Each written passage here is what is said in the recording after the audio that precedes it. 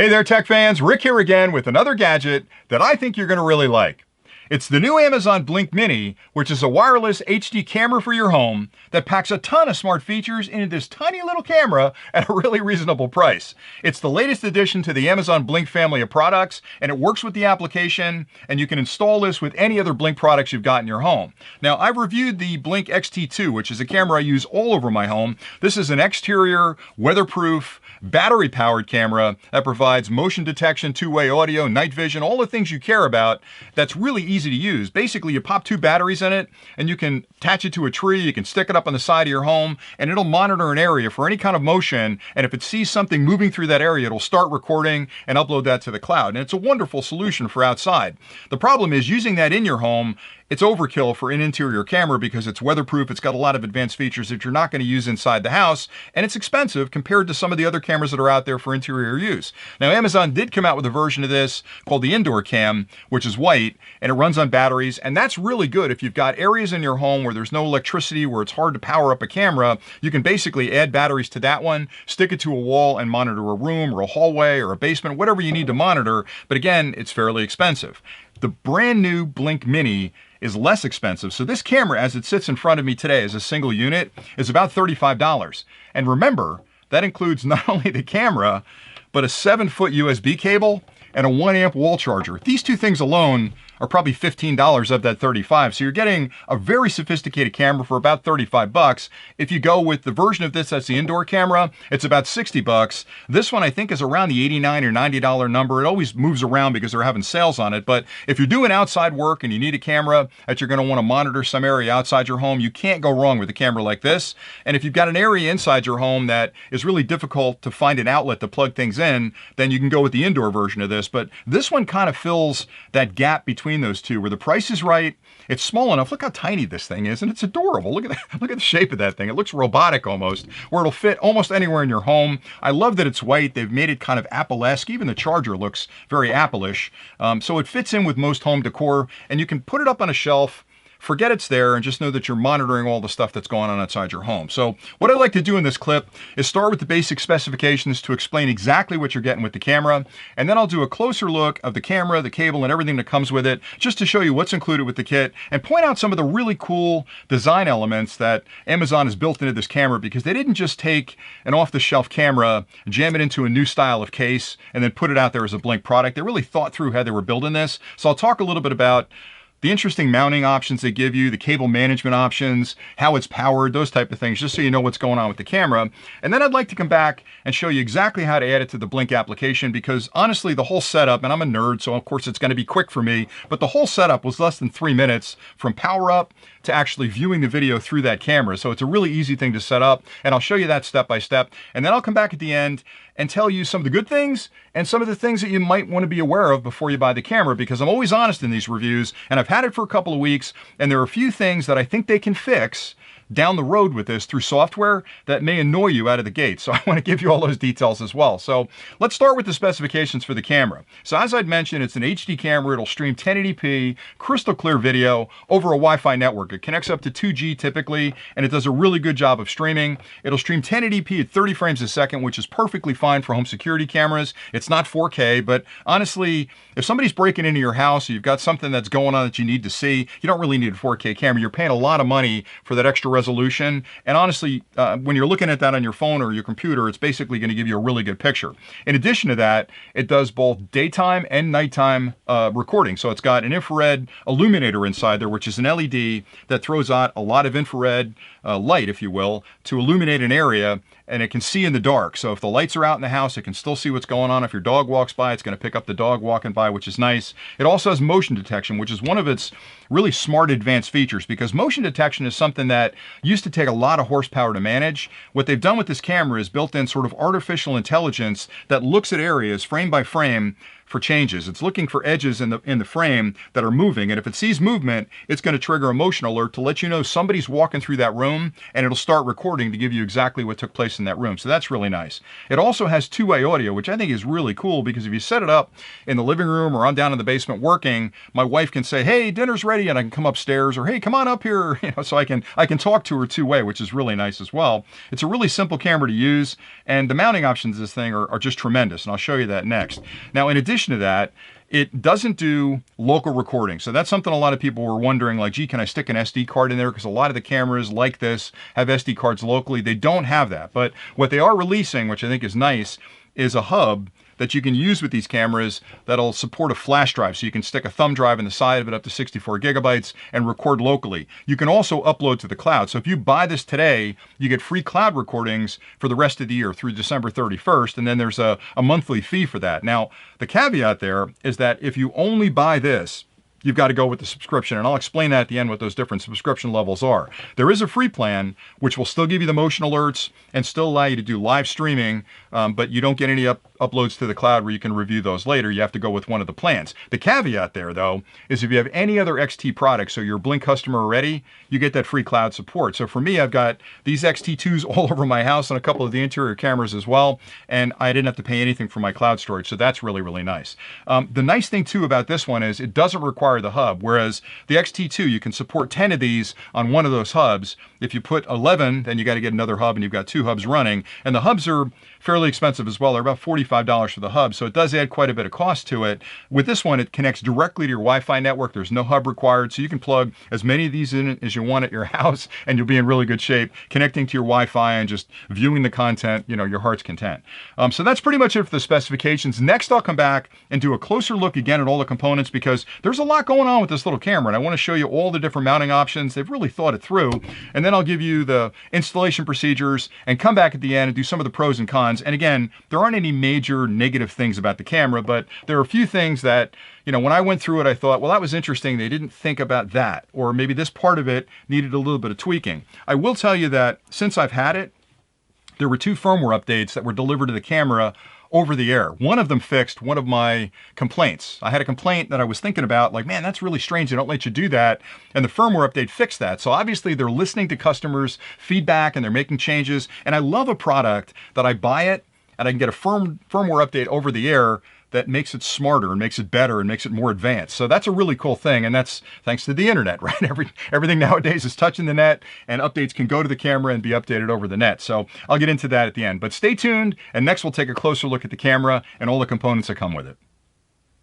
Inside the package, you'll find the following components: the Blink Mini camera, a mounting base, a power supply, a power cable, and 2 mounting screws. And I think it's a nice touch that they include the mounting screws, because obviously we all have screws around the house that we can use, but knowing I can pop open a box and have everything I need to mount this to a wall and start using it right away is really nice. So there are 2 screws in there you can use to attach it to sheetrock or any wooden wall in your home.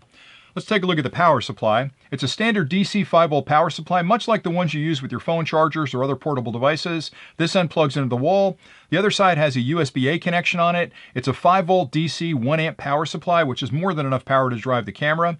And you just plug the cable in here, plug the other end into the camera, and that's all the power you'll need. The power cable is a 7-foot power cable. It's very flexible. On the one end is the USB-A connection that plugs into the power supply they included. The other end has the micro USB connection on it. And if you look closely at that connector, they've got a collar around the outside of it that's got a bit of a shape to it. So it's not square. It's actually got angled edges on the top up there. And the reason for that is because the power connection on the camera is pretty deep inside the case, and it might be hard to see how the orientation is. So by making that cutout the same shape as the actual collar makes it really easy. You can't put this in backwards. It won't actually fit in. So just line it up so that the angles are together on the top, slide it in, and that's basically the connection you'll make to that. And again, 7 feet. I think it's really nice that everything's white, so kind of blends in really well. As far as the camera goes, again, it's a 1080p, 30 frames a second color camera, does night vision. It has a little LED on the front that'll let you know when it detects motion. You'll see a blue LED come on. There are infrared indicators, or I should say illuminators on the front that wash that room in infrared light. As far as mounting goes, there are 2 places you can pop the base on. It's basically just pressed fit into the case on the bottom or on the back. And the reason that's important is because if you put it on the back, it's really easy to mount that to a wall, and you have complete movement and pivoting of that camera. You can spin it, you can move it any direction you want. But if you're setting it up on a desk, that's the wrong angle. So you can actually pop this on the bottom, and that makes the perfect mounting for a desk, where you can put it and you can adjust the angle as necessary. You're in a baby's room if you can point it towards the crib to keep an eye on the baby. So they give you two mounting options there. As far as the rest of the camera goes, on the top, that's the speaker and the microphone. So there's perforations in the cabinet that'll actually pick up audio in and audio out, so you can hear through this and you can pick up audio through it. On the bottom of the unit, you'll see a reset button, and that's if you want to do a factory reset on the unit. A lot of times when you set it up, it works just great, but over time, if you have a power failure or your Wi-Fi changes or you maybe replace a router, you may have to reset the unit. You just hold that down with the end of a pencil, that'll reset the unit. And that's pretty much it for the camera. Now with the base, they've done some clever things that I think really took some thought on their part. You'll notice pretty quickly that you've got, like I said, that pivot where it can move around and give you the perfect angle for mounting. But in addition to that, when I first got it, I thought, well, geez, how do I mount this thing? Do I have to drill holes through it to actually mount it? And the first thing I'll point out is the weight in the bottom. So they've built that weight in there, so when you've got it on a desk, it's got some weight to it where it's not going to tip over really easily. But you can pull that weight out if you want. Just by pulling back on these two ears, that pops out. It's about the same size as a quarter, but it's got a bit of weight to it, but you can pop that out. They've also built in nice rubber padding on the bottom, which will protect, you know, surfaces in your home that are maybe a little bit sensitive to scratching. So having that rubber on there guarantees you can put it down on a nice desk or an end table and not have to worry about it scratching it. But then I saw these two holes in the bottom and I thought, well, how do we get at those holes? That's kind of interesting. Well, you can see that there's a collar here on the outside that pops on. It's just basically press fit on. And you can pop that off, and there are the mounting holes. So you can mount this to the wall using the screws that are included, and then put that collar back on top of it and hide those screw heads. So you're not seeing those ugly screw heads mounting on the wall. Then if you look in the back here, I wondered what that little channel was for, and it's really a strain relief for the cable. So when you plug it into the camera, you'll actually run it through this channel and out the back, and then pop the collar on top of it, and that dresses the cable. You've got to make sure you line up this little gap here with the back. But if you line those two up, you can see that the cable can exit the back of that mounting system, go through the mounting system, and pop out the back. And I thought that was really an extra step they took in the design process to address that cable, because otherwise, when you've got the camera snapped on there, if you just basically snap that camera on the base and then plug the cable in the back, you've got this cable coming out the back that's kind of running across the top of your table. By having it go down and through the base, it at least dresses it a little bit to keep it nice and clean across the desk. One other thing I've done on a couple of these cameras is when I've mounted it on a wall, I really wanted to hide the cable completely. So I've taken a pair of wire cutters or an X-Acto knife and basically cut these little braces out. So there's section here and that section above it, I've cut those out, and that allows me to put the cable through that hole, slide it up through that slot now that I've created by cutting those two pieces out, and then put it through the wall. So I can basically mount it to a wall, hide the camera cable through the wall, and not even see it once I pop this cover back on. So a couple of different ways to mount it. But again, they could have just made this a standard base with a couple of holes in it that you'd bolt on the wall, but cosmetically that wouldn't have been as appealing. So I think they really spent some time thinking about how people are going to mount this and did their best to make it as attractive as possible. And that's pretty much it for everything that comes with the kit. So it is pretty complete. You can buy this product and literally in about 10 minutes mount it, connect it up to the application, and be off and running. The configuration of a new Blink mini camera is really simple, and you'll start on the main screen of the Blink application. Tap the plus sign in the upper right-hand corner to bring up the main configuration screen. On the next screen, choose Mini Camera. Using the camera on your phone, scan the QR code of the camera you'd like to add. Once this code has been scanned, you can either add the new Blink mini camera to your existing system or create a new system from scratch. Make this choice now to continue.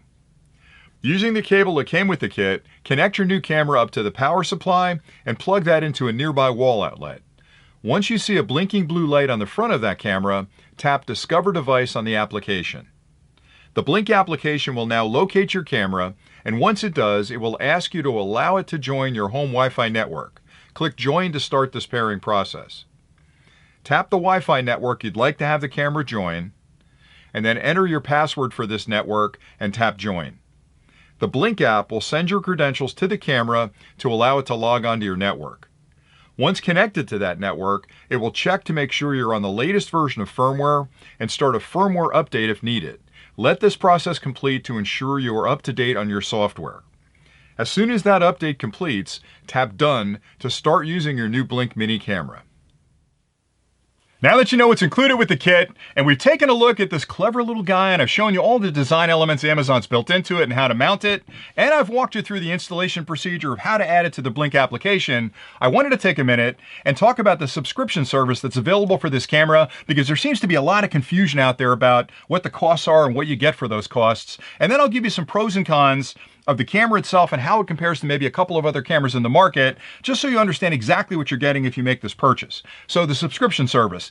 Again, there's a lot of confusion out there. I've seen a lot of comments on Amazon's website about, gee, where did this come from and what's the cost and what do I get for the cost? And quite honestly, it's a fair question, because if you bought previous Blink products like the X-T2, there was no subscription service for uploads to the cloud. You could basically upload footage that the camera recorded to the cloud. It would keep it for up to 60 days, a full 120 hours worth of footage. Now, that doesn't seem like a lot, but 120 hours of footage is a lot of footage. So you're getting a really generous plan there if you have a product that was prior to the Blink Mini that came out. Now, where the confusion comes in is the Blink Mini is the first one that actually has a subscription plan for uploading videos to the cloud. And that's a really big advantage, because you want to have sort of a history of things that took place in your property, especially if you're using these for security cameras, so that if you have to go back 2 weeks ago and you found something missing, you can go back and actually look at the footage around the time you thought something went missing and see exactly what happened. So I'm a big fan of having cloud uploads so that the footage is up there, it's protected, and if they steal all the cameras, they're not getting the footage, it's in the cloud and you can retrieve it.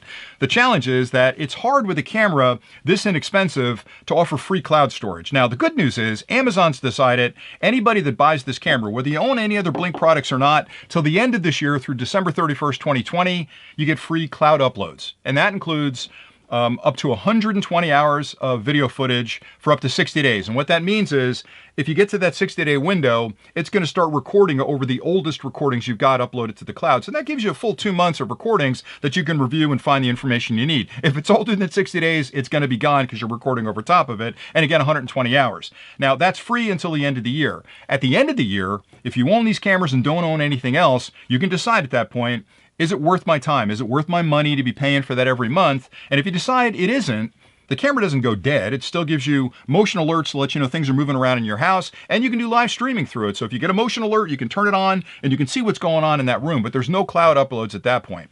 The one option you do have, which hasn't been released yet, but I think it's going to be a cool product and I can't wait to get my hands on it, is there's a new version of the hub, which is used for the XT products, that has a USB port on the side of it that you can slide a flash drive into, a thumb drive into, up to 64 gigabytes and record locally in your house. And you can review those on your phone, in your home, on your own Wi-Fi network, or if you're away from your home over the internet. So it gives you local storage, up to 64 gigabytes of it, of the cameras that are in your home. And I think that's a really cool option. And that's something that's unique out there today. A lot of the other cameras that are out there have an SD card slot in the back where you can record that camera footage. But if a bad guy comes in and sees the camera and he robs your house and he takes the camera with him, all that stuff goes with him. So uploading it to the cloud's the safest. The next safest is to hide that hub someplace in your house. So if he steals the camera, or she steals the camera, let me be equal here. If she steals the camera or he steals the camera, the video footage is still on that flash drive buried somewhere in your house. So it's a safe way to go. All right, so if you decide you don't want the cloud service and you haven't bought the hub, you can still use it for motion alerts and streaming. But if you decide after that test period that you really like those cloud uploads, there are 2 plans that Amazon offers: the basic plan and the plus plan. And the big difference between them is the price. Number one, the basic plan is $3 per camera per month for the year. So basically it's $36 if you pay it monthly. I think it's $30 if you buy it all at one time, but that covers 1 camera. Now, if you have a couple of these around your home, and I promise you, these things multiply like rabbits, you're gonna have a bunch of them around your house, you can put unlimited number of cameras for $10 a month. So I guess the math would be, if you buy 3 of these, go for the plus plan. In addition to that, with the Plus plan, you get a 10% discount off any other Blink products you buy through Amazon, which is a pretty good savings because, again, $90 camera, you save $9 on it. You also get an extended warranty on all your Blink products while you're on that plan, which is a really nice deal, because if you got this camera a couple of years and all of a sudden it blinks out, no pun intended, you've got a warranty on it. So Amazon's going to take care of you. So I think the Plus plan for people that are serious about this, that don't own these guys, is a really good way to go. I don't think $10 a month is a lot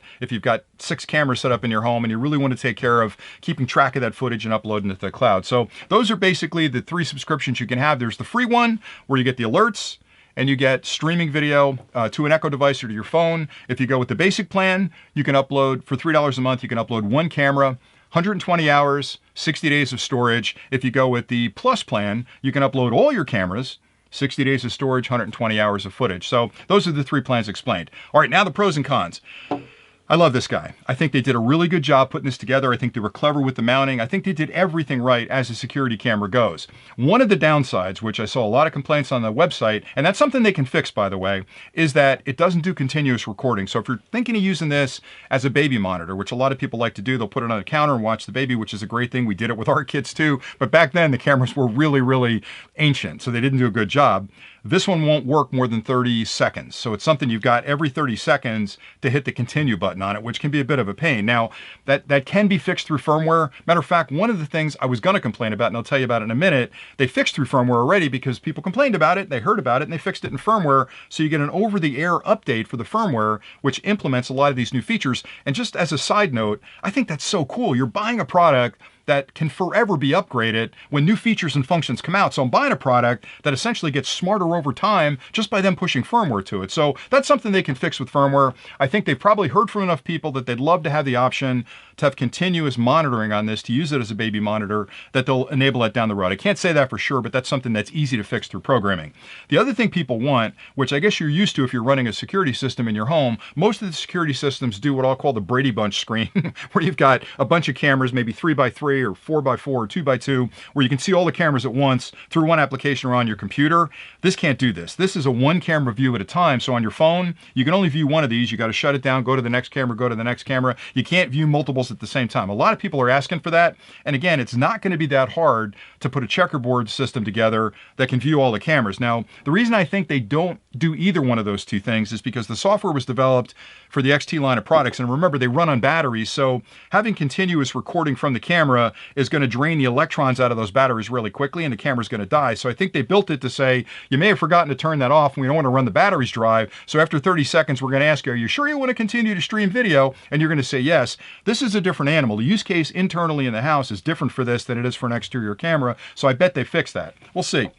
The other thing I wanted to talk about was local storage versus the hub storage. Now, I said a minute ago, I called it brilliant because I think it's the first time I've seen it from any of the major camera manufacturers out there. Most camera companies like this, like Wyze and a few others that are in this space, have an SD card in the back of it. So a micro SD card slides in the back of the unit, and you can record footage locally. That's good for certain circumstances. This doesn't have that on there. It's going to raise the cost of it and really involved a little bit more advanced programming to record it locally as well, but they chose not to do that. The advantage, though, is they're giving you that hub, which is that central recording point where all the cameras are going to throw their data. So I like that better because I've got that hub protected somewhere else. As I mentioned a minute ago, if a bad guy breaks into your home and sees the security camera, grabs it, rips the micro USB cord out of the back and takes it with him as a souvenir, all the footage is on here, so that's not a good thing. Blink doesn't do that. Blink either uploads it to the cloud or uploads it to the cloud and stores it to that hub. Now that hub's coming, and I can't wait to get my hands on that and start testing it because I think that's a great addition. Now that's just something to know because if you want to have local recording on the camera, you've got to find one with an SD card in it. The only other thing that drove me a little bit crazy initially, and they fixed it through firmware, and I promise you, I didn't even complain about this, is that the infrared illuminator inside here, it's an infrared LED that throws out infrared light to illuminate an area so that the night vision can pick it up better. It's basically washing the area in infrared light. You couldn't turn that off. So it could either be on or auto. And the problem is that's fine if it's an interior camera and you're looking at a room because you can't really see it. It's infrared light. We can't pick that up. But if you're trying to look through a window, it doesn't work. So it gives you like a black screen. So people that had these like on a windowsill looking at their garden with the infrared light on all the time, it washed it out. So now in the software, they give you the option to turn it off, to turn it on, or have it turn automatically on when it gets dark. So the camera senses when it's nighttime and turns on the IR illuminator. I think that's great that they did that. They've also added the ability to sort of set the intensity of that IR. Now, if you're in the house and you're looking at a room, you want to have it on full. So have it all the way up to the highest setting because you want to wash that room in as much IR as possible to be able to see even the smallest of movements in that room. But you have a choice of like high, medium, or low, and you can make that adjustment to fit your needs in the house. So those are really the only things I would complain about. I've seen other complaints about the cord being too short. It's a 7-foot cord. I mean, if you can't find an outlet within 7 feet of the camera, you can always buy an extension. Amazon sells those. The other cool thing is that because it's a micro USB connection on the back, that's a really standard connection. some of the cameras out there use a proprietary cable, which drives me nuts because everything nowadays is either a lightning cable if you're Apple, micro USB, which is an older standard, or USB-C, which is the newest standard. I love the fact that it's a micro USB connection because if you're mounting this near a computer or near some other electronics that have a USB-A port on it, you can plug it directly in your computer and you can power the camera from that, so you don't even need the wall outlet at that point. You can also power it from a battery bank. So if you've got a battery bank and you want to set it up in the backyard because you've got a chipmunk problem like we do, and you just love the look of those chipmunks running around your backyard, I can set this up on my wall in the garden, put a battery bank on the wall next to it, and run this thing for 4 or 5 days on that battery bank. So a lot of different options you can play with, but pretty much that's it for today. Now, as part of this review, if you've lasted this long, because I know it's a little bit longer than most of my reviews, we're going to actually give one of these away. I'm going to put one of these out in the mail to some lucky winner after you've entered the contest. And again, we like to do contests that are super simple to enter. We don't like to make you jump through hoops and do all kinds of complicated things. So to enter the contest, if you look down below in the comments, you'll see a link. When you click that link, it'll bring up a form. We ask for your email address and your subscriber name. I promise you we're not going to keep those email addresses. We're not one of those channels that likes to harvest email addresses and are going to hit you with a barrage of emails every month. We're not going to do that for you, but get rid of all the emails at the end of the contest. But make sure you put your subscriber name and your email address in there, and that gives me 2 ways to get in contact with you. Then after 7 days, I'm just going to pick a name at random. Whoever wins this camera, we're going to put it in a box. We're going to ship it to you free of charge. Like I say every time, there's no shenanigans. We're not doing anything sketchy. It's just a way of us giving back to the community because you guys support us really well, and I love doing these kind of technological reviews, and I own a bunch of these already, so we bought one specifically to give away as part of this review. So enter that contest below. Now, if you have any questions about anything I've covered today, drop those in the comments below. I'll get back to you as quickly as I can. I love talking about this kind of technology, and I know we're basically a drone channel, but I cover everything that runs on electrons. That's my slogan. So if it's something that plugs in, runs on a battery, or is sun powered, we're going to talk about it on the channel. So I'm hoping you guys are enjoying this kind of expansion of the channel a little bit. And that's pretty much it for today. So thanks an awful lot for watching. If you haven't subscribed, hit that subscriber button because I have a whole lot more technology we're going to be reviewing and a ton more drone clips coming too. And we love to have new subscribers join the Drone Valley family. So thanks again for watching. And until next time, it's good to be a nerd.